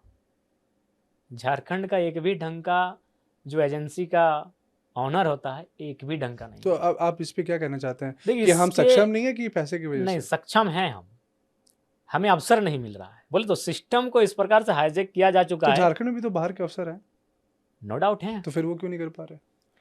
देखिए, उसके लिए रीज़न यही है कि जब तक हाथ बंधे हुए हैं, ऐसा लगता है। हाथ बंधे हुए हैं, उसके बाद देखिए एक माइंडसेट होता है। जब तक आपके माइंडसेट में काम करने की इच्छा नहीं हो पाएगा। तो इसलिए मेरे हिसाब से झारखंड की तस्वीर को तभी बदलेंगे जब मैक्सिमम झारखंड के लोग पदस्थापित होंगे, मैक्सिमम झारखंड के लोग सरकार को चलाएंगे, आगे से भी चलाएं और पीछे से भी चलाएं। आपको लगता है कि इसमें आप करप्शन रोक पाएंगे? देखिए, आज के दौर में अकेला व्यक्ति, अकेला ज़िला, अकेला राज्य करप्शन रोकने के लिए कहीं ना कहीं पॉसिबल नहीं है। उसके लिए इस देश को एक मुहिम चलानी होगी, जैसे अन्ना जी कुछ कुछ वर्ष पहले बैठ गए थे। तो क्या आप धनबाद से मुहिम दिल्ली चलाएंगे? बिल्कुल चला सकते हैं। आवाज़ एक क्षेत्र से ही उठती है, एकाएक पूरे क्षेत्र से नहीं उठती है, उस आवाज़ को फैलाया जाता है। तो नो डाउट हमें लगता है कि करप्शन पे बात होनी चाहिए। करप्शन ही आज महत्वपूर्ण कारण है हमारी इस देश की व्यवस्था को डैमेज करने के लिए। लेकिन क्या आपकी पार्टी, आपने बोला करप्शन मुक्त झारखंड, मैं अगर गलत नहीं हूँ तो आप झारखंड को करप्शन से मुक्त करना चाहते हैं, तो क्या जयराम महतो आने वाले 5 साल में, उनका मैनिफेस्टो, उनका एक प्रोजेक्शन होता है ना कि 5 साल में हम ये पोजीशन पे रहेंगे, तो आने वाले 5 साल जयराम महतो का कैसा रहेगा? देखिए, सबसे पहली बात है, आपको चूँकि हम लोग यूथ के माध्यम से आए हैं, युवाओं की आवाज़ बन के आए हैं, तो एजुकेशन पे आपको काम करना होगा। और एजुकेशन में क्या करेंगे आप? देखिए, सबसे पहली बात है कि जहाँ थ्योरी का ज़्यादा प्रयोग हो रहा है, उसको आप वोकेशनल कोर्स पे लेके आएँ, प्रैक्टिकल कोर्स पे लेके आएँ, प्रैक्टिकल चीज़ों का। भाषा पे काम नहीं करेंगे आप? भाषा पे नो डाउट काम करना ही होगा आपको। आपको नहीं लगता कि हमारे जिले के लोग भाषा इंग्लिश बहुत यूजी टू पीजी तक आपको, केजी टू पीजी आपको अपनी भाषा की बात करनी होगी। भाषा और संस्कृति अगर विलुप्त हो जाएगी तो उस मनुष्य का अस्तित्व विलुप्त हो जाएगा। तो नो डाउट भाषा हमारा रहेगा ही, लेकिन रोजगार सृजन के लिए आपको उस भाषा को प्रतियोगी परीक्षाओं में भी जोड़ना होगा। आज मोटा मोटी अगर झारखंड की बात करें तो यूएन का रिपोर्ट था कि 2050 आते आते झारखंड की 8 भाषाओं का जिक्र था, मैं भूल रहा हूँ, वो शायद विलुप्त हो जाएंगी या तो विलुप्त होने के कगार पर खड़ी हो जाएंगी। तो सरकार उस दिशा में बिल्कुल काम नहीं कर रही है, ना उनको चिंता है ना फिक्र है, क्योंकि जो लोग अभी सत्ता का सुख भोग रहे हैं उनको मालूम है कि उनका परिवार दिल्ली में भी सर्वाइव कर लेगा, उनका परिवार नोएडा में भी सर्वाइव कर लेगा और उनका परिवार कनाडा में भी सर्वाइव कर लेगा। लेकिन बाकी जो झारखंड के मिडिल क्लास फैमिली वो कहाँ सर्वाइव वो कहाँ कर पाएंगे? जब झारखंड चारों तरफ से खंडर हो जाएगा, धनबाद का कोयला कोड़ के निकाल लिया जाएगा, बोकारो के कोने कोने से गैस और जो खनिज संपदा है कोड़ कर निकाल ली जाएगी, जब वो खंडर हो जाएगा वो भूमि, तो वे लोग कहाँ सर्वाइव करेंगे? इस पर क्या प्लानिंग है? तो इस पर शिक्षा पे काम करेंगे आप? एजुकेशन पे काम होगा। एजुकेशन के बाद आपको हमारे राज्य में बहुत सारी रिक्तियाँ हैं जिन पर सरकार काम नहीं कर पा रही है। आज एग्जाम की बात करें तो देख सकते हैं, सीजीएल की परीक्षा कटघरे में, खाली है सारी, जेपीएससी की परीक्षा कटघरे में, जेएसएससी की परीक्षाएं कटघरे में। उसके लिए आपने आवाज उठाया? लगातार हम लोग पे एफआईआर भी हुआ है, उसी कारण केस मुकदमे कहाँ हैं? जो केसों का जो हमारा लंबा फहरिस्त कहाँ से आया है? उन्हीं आंदोलन की वजह से आया है। तो देखिए, सबसे पहली बात है, एक मजबूत सरकार चाहिए जो फ्री और फेयर एग्जाम ले। देखिए, सबसे पहला बात है, पैकेज हर चीज़ का रहता है, फंड हर विषय के लिए रहता है, किसान के लिए भी रहता है और हर विषय के लिए रहता है। लेकिन बात है कि यहाँ किसान का एक प्रतिनिधिमंडल नहीं है ढंग का जो सरकार से अपने विषयों पर बात कर सके।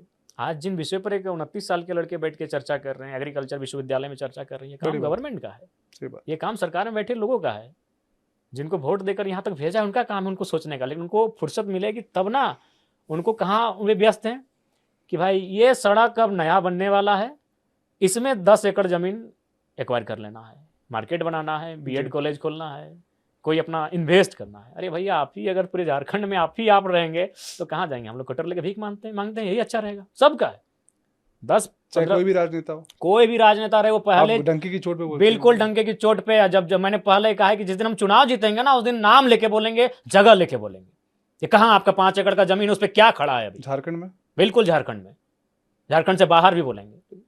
आने दीजिए समय। तो डेटा आपका तैयार है? डेटा तैयार है, समय का इंतजार है। अरे क्यों भाई, एक बात बताइए, आप नेता चुन के आए हैं या व्यापारी चुन के आए हैं? पहला बात, हमें व्यापार से कोई आपत्ति नहीं है, लेकिन वो व्यापारी बन के अगर करोड़ रुपया कमाए तो हमें कोई आपत्ति नहीं है। एक नेता बन के अगर वो 1 रुपया भी गलत कमाएगा तो हमें आपत्ति है, क्योंकि नेता वो हमारे वोट से बना है, हमारी उम्मीदों से वो बना है, हमारी उम्मीदों को लेकर वो आगे बढ़ा है। लेकिन जीतने के बाद क्या कर रहा है? दिल्ली में सुने हमारे कई नेता अपना इन्वेस्ट कर रहे हैं, दिल्ली में अपने महल बना के रखे शान शौकत। ये फैक्ट्स है आपके पास? सारे फैक्ट्स हैं। चलिए, झारखंड के तो हम आपको बोले तो एसटीवी ऑपरेशन नाम नहीं लेना चाहते, नाम अभी थोड़ा छोड़ देते हैं 5 साल के लिए। हाँ, 5 साल के लिए नहीं, विधानसभा के चुनाव के लिए बस। उसके बाद उस दिन तो विधानसभा के चुनाव में क्या आपका ये भी एक एजेंडा है कि इस माध्यम से भी आप लोगों को एक्सपोज करके? बिल्कुल एक्सपोज तो करेंगे, क्यों नहीं एक्सपोज करें। तो मैं ये कहना चाहता हूँ कि राजनेता क्यों आता? अगर हमारे राजनेता सही होते थे, 29 साल का लड़का यहाँ आता ही क्यों आता भाई? एक सांसद बनने के लिए क्यों आता? एक विधानसभा का प्रत्याशी बनने के लिए क्यों आता? सरकार बनाने के लिए क्यों आता? तो मैं ये समझना चाहता हूँ और ये मैं पूछना चाहता हूँ आपसे कि आने वाले मुख्यमंत्री हैं जयराम महतो?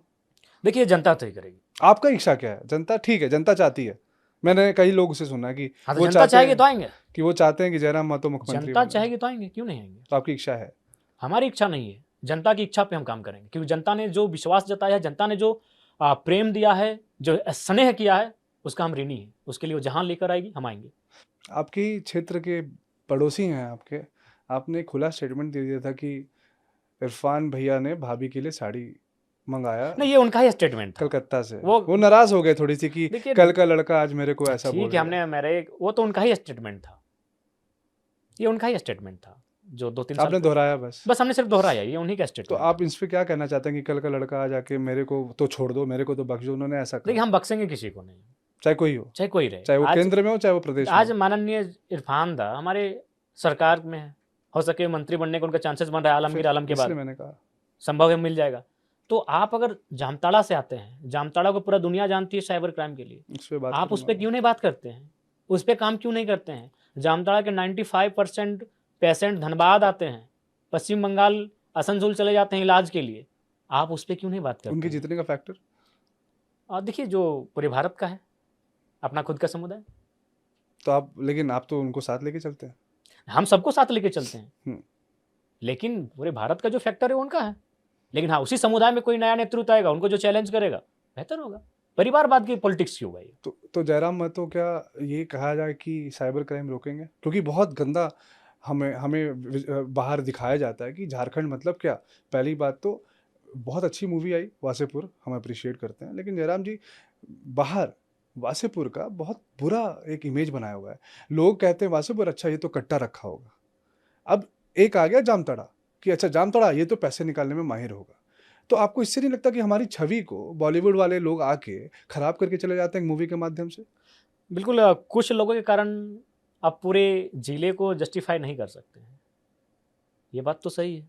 ठीक है, मानते हैं कुछ नकारात्मक लोग हैं जिनके नकारात्मक कार्यों से प्रभाव पड़ता है, लेकिन इसका मतलब ये नहीं कि आप उस सुंदर पूरे क्षेत्र को, जो एक गौरवशाली क्षेत्र रहा है, परित्याग और बलिदान का क्षेत्र रहा है झारखंड, आप उसको धूमिल करने का चेष्टा करें। बॉलीवुड से मुझे एक चीज़ याद है, आपसे पूछना चाहता था मैं और ऑडियंस पूछना चाहती है कि आपके फेवरेट एक्टर कौन है? राजकुमार।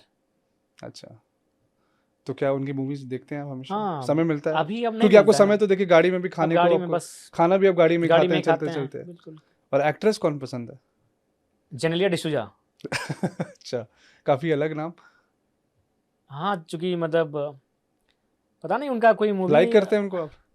नहीं, वो मतलब तो मूवी रितेश कौन सा देखा आपने उनका? देखे दो तीन मैंने। एक्चुअली एक्ट्रेस उतना ज़्यादा हम लोग ध्यान नहीं रहता था, क्योंकि बचपन से हम लोग का जो था ना, ये धूम धड़ाक नहीं, मारपीट। लेकिन कोई मूवी देखी होगी ना तभी उनका। हाँ देखें, लेकिन मेमोरी में नहीं आ रही। राजकुमार साहब को इसलिए पसंद जो करते गाना हैं। था कभी कभी याद आती जिंदगी में, हाँ यूं ही मतलब अकेला ऐसा रहता है। याद नहीं रहा, मूवी की दुनिया से बहुत दूर दूर हो चुके हैं, लेकिन पर पहली पसंद आपकी वही है?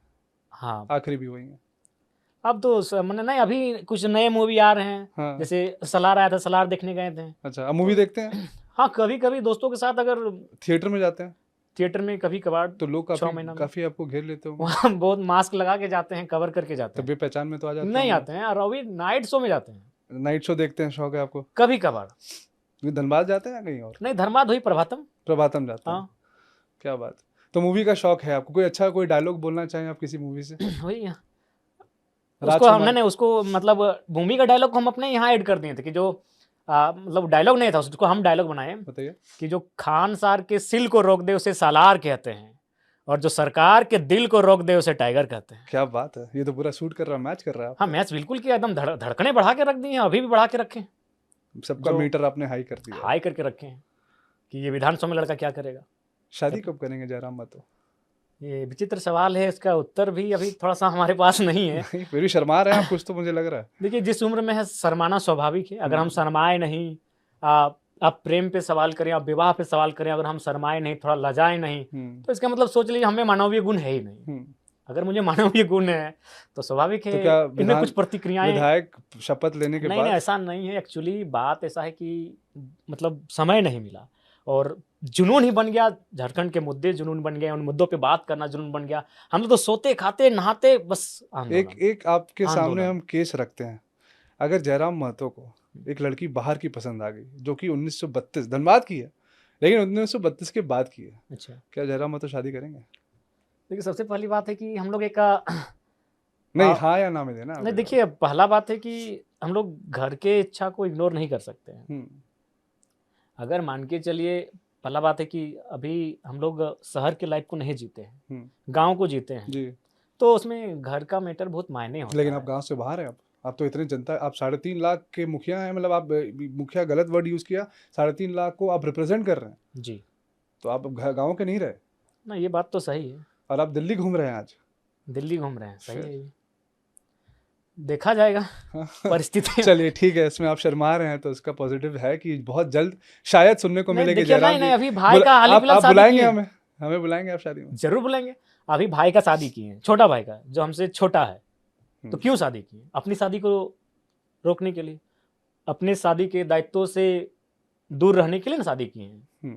तो छोटे भाई का हमने विवाह इसीलिए कराया है ताकि आप निश्चिंत होकर पॉलिटिक्स कर हम निश्चिंत होकर पॉलिटिक्स कर सके। और फैमिली ने भी मेरा फुल सपोर्ट किया है। अभी उस फैमिली में, जिस फैमिली का मुखिया 2 पुरुष एक ही 2 महीने के अंतराल में डेथ हो जाते हैं। मेरे दादाजी भी उसी साल डेथ करते हैं, और 2 महीने बाद मेरे पिताजी भी डेथ करते हैं। यानी जिस फैमिली से मैं आता हूँ, उस फैमिली में लगभग 20 वर्षों तक कोई पुरुष मुखिया नहीं था। मेरे चाचा थे एक पुरुष, जिनकी दोनों आंखें जन्म से नहीं है। मैं उस फैमिली से आता हूं जिसमें कोई पुरुष मुखिया नहीं था। मेरी माँ सारा काम करती थी।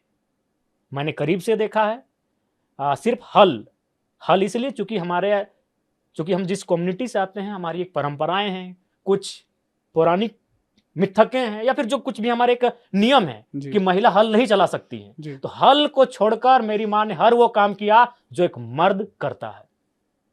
खेती बाड़ी के मामले में, गृहस्थी के मामले में। कई अवसर पर मैंने अपनी माँ को देखा कि चूंकि हल बैल तो घर में है नहीं, तो बाकी लोगों का खेत हो चुका है आगे पीछे, अब कैसे कर लेके जाएंगे, तो मेरी माँ कुदाल से खेत को कोड़ने का काम की और फसल लगाने का काम वो किया। समय भी देखा है आपने? वो समय भी देखा है मैंने, और ज्यादा दिन पहले नहीं, हार्डली 2007, 8, 9 के आसपास मैंने देखा, जब हम मैट्रिक और इंटर के छात्र थे उस समय के आसपास देखा है। तो आपकी माँ को आज बहुत खुशी मिलती होगी कि आप इतने इतने माओ के बेटे नहीं, बन चुके उसके हैं। लिए खुशी है, लेकिन तकलीफ उसी बात का है कि मेरा बेटा सबका सब- है, घर का नहीं है। पर कुछ अच्छा ही तैयार कर रहा है उनके लिए। तो ये चीजें रही है, जो कष्ट उन्होंने झेला है, बिल्कुल आप कष्ट आज भी झेल रही है। लेकिन आप उसको बहुत खूबसूरती से अब निभा के उसको अच्छा करने वाले हैं, उनकी आज जिंदगी भी को और मेरा बेहतर पूरा बनाएंगे। परिवार आज भी कष्ट झेल रहा है। मैं परिवार का बड़ा बेटा हूँ। मेरी माँ को लोगों ने इतना ही बताया था कि पीएचडी बहुत बड़ा पढ़ाई है वो, ना कुछ बोलिए बेटवा के पढ़े दी।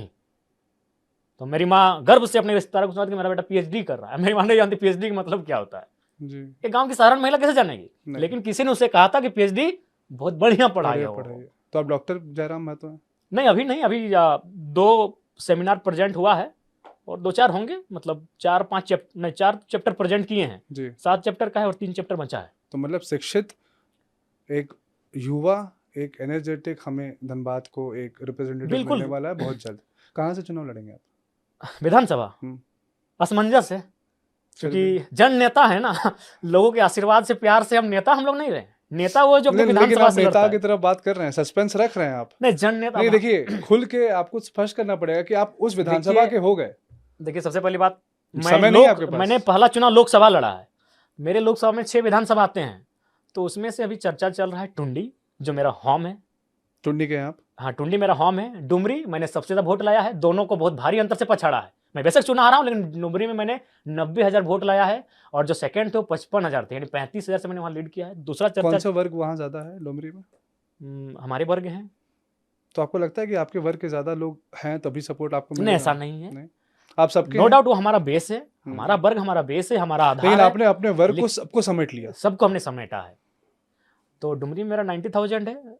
डिमांड चल रहा है मेरा बैरमो में कि एक, तो बैरमो में आपको लगता है वहाँ पे? बैरमो में 53,000 वोट है, तो विधानसभा की दिशा और दशा अलग होगी। गोमिया में भी चर्चा चल रहा है, और उस क्षेत्र से बाहर भी चर्चा चल रहा है हमारा। कहाँ? धनबाद? धनबाद में सिंदरी सीट से चल रहा है। सिंदरी सीट महतो सीट है वो? नहीं, ऐसा बात नहीं है कि सिर्फ महतो ही लोग रहते हैं। महतो जीतते आए?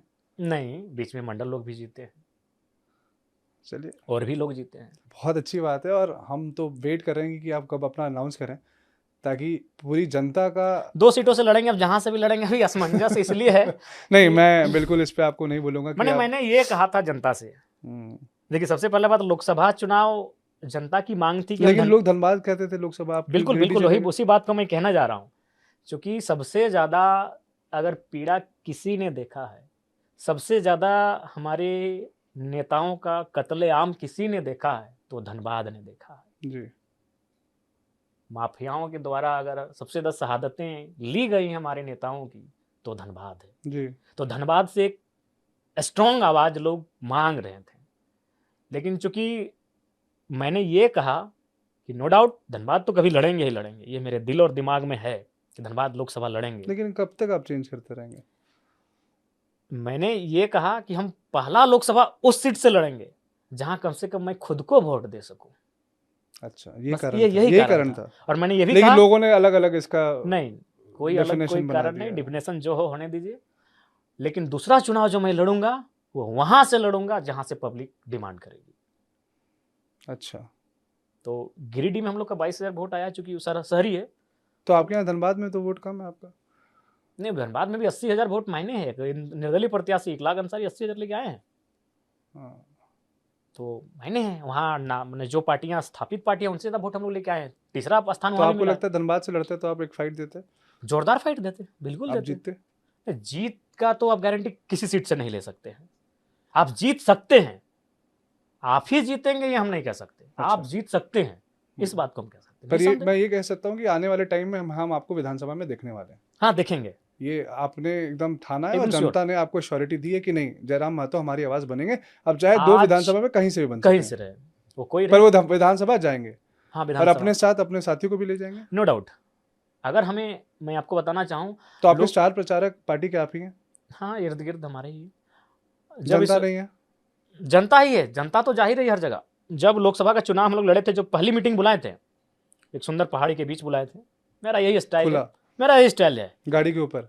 कि बाकी नेता कॉन्फ्रेंस हॉल बुलाते हैं, एसी पंखा कूलर दिस दैट। मेरा होता है अगर हम मीटिंग इंपॉर्टेंट बुलाते हैं तो किसी पहाड़ के बीच बुलाते अच्छा, हैं, एकदम पहाड़ के बीच मस्ती से वहीं। बहुत तो इंटरेस्टिंग। पहला जब मीटिंग हुआ तो वहाँ लोगों ने यही कहा कि एक ही सीट लोकसभा लड़ा जाए, आप लड़िए, हम लोग पूरा फोकस करेंगे, सब लोग एक साथ। हाँ अब हम लोग सब उठ के आ जाएंगे और आपकी सीट को जीतेंगे गिरिडीह। लेकिन हमने ही कहा कि लोग बड़ा मतलबी कहेंगे कि एक ही सीट से लड़ा, अपनी सीट से लड़ा, अपने आप को जिताने के लिए लड़ा, सारे साधन संसाधनों को अपने पीछे लगा दिया। इसलिए हमने कहा नहीं, जो हैं प्रत्याशी लड़िए। बाकी उनकी ही राय थी कि आप ही लड़िए, एक ही सीट लड़िए, आप जीतेंगे तो झारखंड जीतेगा। आप जीतेंगे तो झारखंड जीतेगा। और जयराम जी, मैं आशा करता हूँ कि आपको हम 4-6 महीने बाद विधानसभा में शपथ लेते हुए देखें, और दोबारा जब भी आपका इंटरव्यू हम शायद झारखंड में करें या नोएडा में करें, आप बतौर एज अ विधायक आए। बिल्कुल, और आप अगर बेहतरीन तरीके से दिल से अगर दुआ देंगे तो हो सके मंत्रालय भी लेके आएंगे। बिल्कुल, वो तो चलिए वो आपकी बात है, लेकिन सर मैं आपका बहुत बहुत शुक्रगुजार हूँ कि आपने जी मुझे धन्यवाद। समय दिया। और आभार। और सारे युवाओं को मैं बस यही कहना चाहता हूँ कि जयराम जी जैसा इंस्पिरेशन अगर हो तो शायद झारखंड में एक नई क्रांति आएगी और लोगों के अंदर बदलाव भी नहीं आएगा। आया, ये आसान नहीं है आसान कि अब नहीं है। एक साल में लोकसभा का चुनाव अभी 8-8 सीटों पे लड़ना और एवरेज 1-1 लाख वोट लेके आ लेके जाना, आना बड़ी बात नहीं है। है भारत देश में ऐसा नहीं सर, आप शायद ही हुआ। इंस्पिरेशन है सर, ट्रू तो इंस्पिरेशन है। इसलिए है कि जनता के विश्वास को जितना सबसे बड़ा बात है। जी, बिल्कुल, बहुत सारे लोगों ने मैंने ज्यादा कुछ विशेष नहीं कहा था, नहीं कहा। मैंने कहा कि सबसे पहले नेता उसको बदलने बोलिए अपने आप को। जी, अरे आप समाज को बाद में बदलिएगा, कानूनों को बाद में बदलिएगा, पहले आप खुद को बदलिए। तो जी, आप इतने पैसों क्या करेंगे? तो हमने पहला घोषणा किया था कि हम लोग चुनाव जीतेंगे तो 75% जनता के बीच रख देंगे। जनता को जहां यूज करना है, किताबों में करना है या दवाई में करना है या पढ़ाई में करना है या कहीं करना है। दवाई सस्ता या शिक्षा या जहाँ भी। भाई मेरा पेमेंट 2,91,000 एक सांसद का ओवरऑल सब जोड़ जाड़ के, अच्छा, अपना आप सैलरी भी दे सैलरी देते का हम बात कर रहे हैं, जो सैलरी होगी सांसद की। अभी विधायक की सैलरी 2,88,000 झारखंड में। हैं? आप दे देंगे। हाँ 75% दे देंगे। और बाकी का बाकी हम लोग भी पेट्रोल चाय पानी होगा कि नहीं? तेल तो आपको सरकार देगी। नहीं तो सरकार हमको लगता है उसी में ऐड करके देती है अब शायद। अब तो वो आपका विषय है। हम भी उतना अध्ययन, तो हमने ये मतलब कहा आप कुछ परसेंट मैंने, अपने पास रखेंगे। हाँ कुछ परसेंट अपने खर्चे के लिए। अब चाहे वो क्योंकि कुछ भी आसान miscellaneous नहीं हो। है। उसके बाद हमने ये भी कहा था कि हम लोग अपना क्षेत्र के बाहर एक इंच जमीन नहीं खरीदेंगे। अच्छा, अपने क्षेत्र हम में। लीडर बनने आए हैं कि लुटेरा बनने आए और हैं? आप फैक्ट्री सेटअप कराएंगे। हम लूटने आए हैं झारखंड को कि धनबाद में 5 एकड़ जमीन, इस रोड साइड में 5 एकड़ जमीन, वहां मॉल बनेगा, वहां रेस्टोरेंट बनेगा, वहां फार्म हाउस बनेगा, सब बाहरी लोग। वहां नेताजी का पत्नी के लिए बनेगा, वहां नेताजी का भतीजा के लिए बनेगा। हम लूटने आए हैं झारखंड को। तो हमने पहला दूसरा घोषणा ये कहा था कि अगर हम लोग चुनाव जीतेंगे 1 इंच भी जमीन मेरे क्षेत्र से बाहर मेरा नहीं होगा। जिस दिन आप पाएंगे हमें वोट नहीं करेंगे। जब तक नेता लोग खुद को नहीं बदलेगा देश नहीं बदलेगा। और हमने तीसरा बात कहा था कि हमारे ब्लड रिलेशन में कोई चुनाव नहीं लड़ेगा हमारी पार्टी से। परिवारवादी। बिल्कुल। अरे भाई बाकी लोग का जीवन भर झंडा ढोलाएंगे, तो आप ऐसे हैं, रहेंगे। बिल्कुल ऐसे रहेंगे जब तक हम जिंदा रहेंगे, जब तक लेकिन- अपनी पार्टी का अध्यक्ष बन के रहेंगे। जो ये महत्वपूर्ण बात हम कह रहे हैं, ये 3 महत्वपूर्ण बात, 75% सैलरी, अपना क्षेत्र से बाहर 1 इंच जमीन नहीं, जी, और हमारे ब्लड रिलेशन में टिकट नहीं, इस पर परिवार हम वाला। कायम रहेंगे। 3 चीज आप इस पे ये कायम झारखंड रहेंगे। नहीं, भारत के देश में अगर कोई ऐसा प्रण लेता है तो क्रांतिकारी बदलाव आएगा। सारी समस्या यही है। तमाम नेताओं का झारखंड में आप सर्च कीजिए, किसी के पास 10,000 करोड़ संपत्ति। अब देखिए ईडी पकड़ रही है, 1,000 करोड़ तो ही आ रहा है ना। बिल्कुल। तो जो पकड़ रही है तो 1,000 करोड़ आ रहा है, छुपा कितना रखा होगा? जी। अनुमान 10,000 करोड़। अनुमान। क्या कीजिए उतने पैसों का? किसका पैसा है वो? जनता का। जनता का। उसके बाद आप क्या करते हैं? 20 साल खुद चुनाव लड़ते हैं, अमरेंद्र बाहुबली, अब ये महेंद्र बाहुबली, अपना बेटा बालकनी से खड़ा कर देते हैं, लीजिए आपका नया वारिस तैयार है। हाँ। वाह भैया, हम ताली बजाएंगे, वाह नेताजी, आपको 20 साल ढोए, अब आपके बेटे को ढोएंगे। ये सिस्टम भी हमारी पार्टी में नहीं चलेगा। ब्लड रिलेशन में नो टिकट। बहुत ही अच्छी सोच है आपकी। क्रांतिकारी पहल किए हैं। अगर हम लोग सफल हो जाएंगे तो इन नेताओं का अपना घर में मुंह नहीं दिखा पाएंगे। अब मैं उम्मीद करता हूँ कि आप ऐसे ही रहें। बिल्कुल ऐसे क्योंकि- रहेंगे। इन 3 पे तो क्रांतिकारी जो क्योंकि- पहल की, इस पर हम लोग स्टैंड एकदम क्लियर रहे। वही हम कहते हैं, आज एक किसान किसी भी गांव में चले जाए, उसके पास एवरेज जमीन होगा 3 एकड़, 2 एकड़, 1.5 एकड़। जी। 100 डिसमिल में 1 एकड़, यानी 3 एकड़ एवरेज। और नेताजी के पास 100 एकड़ है। और वो कहता है हम जनता का नेता हैं। कब तक ये लोग विश्वास करेंगे उन पे? जी। क्यों विश्वास कर रहे हैं? जितना हमारा बड़ा बड़ा खेत का मूल्य नहीं है, उससे कई गुना मूल्य में नेताजी बाथरूम बना के रखे हैं और फिर भी कहते हैं हम जनता के नेता हैं। तो इसलिए हमने उन्हें उस व्यवस्था पर चोट दिया है जी कि हमारी पार्टी से अगर आप बोल दिए, चुनाव लड़ने से पहले होगा उसका, क्योंकि अगर वो किसी संपन्न परिवार का होगा, उसका अगर 4 जिला में जमीन तो हमें आपत्ति नहीं है। चुनाव जीतने के बाद अगर वो कहीं प्रॉपर्टी बनाता है, आप तो आप धावा बोल देंगे। हम नहीं, हम हमसे शिकायत कीजिए, अगला बार टिकट ही नहीं देंगे, प्रेसिडेंट रहेंगे हम, टिकट ही नहीं देंगे। एकदम क्लियर कट है, एकदम क्लियर कट है। कोई ब्लड रिलेशन में तो टिकट जाएगा ही नहीं। इमरजेंसी में, इमरजेंसी एज जैसे कोई बीच में चुनाव में कैंडिडेट के साथ कुछ अप्रिय घटना घट जाती है तो उसके परिवार के लोग आ सकते उस समय सोचेंगे। लेकिन इस संन्यास के बाद 70 साल में वो रिटायरमेंट भी लेता है और अपने 25 साल के बच्चे को अमरेंद्र महाबली, ये महेंद्र बाहुबली, यानी मैं लीजिए इस बार इसको स्वीकार कीजिए, वो नहीं चलेगा, वो नहीं चलेगा ना। सर, इसी नोट पे मैं आपको बहुत शुभकामनाएं देता हूँ कि आप ऐसे ही एक आवाज़ बन के रहें और जैसे हैं वैसे रहें। बिल्कुल, उस उम्मीद पर हम लोग अपने प्राणों को भी आहुति चढ़ा कर देंगे, अपने प्राणों को भी आहूत करने से पीछे नहीं हटेंगे। जीना मरना यहाँ सबको है, सभी जीते हैं, जी के चले जाते हैं, इस इतिहास में कहीं खो जाते हैं। इसी शान से रहेंगे, इसी अभिमान से रहेंगे, यही हमारा पहचान होगा, यही हमारा अभिमान होगा और यही मेरा मान होगा। क्या बात है सर, जोहार, बहुत बहुत धन्यवाद। जोहार आपको भी।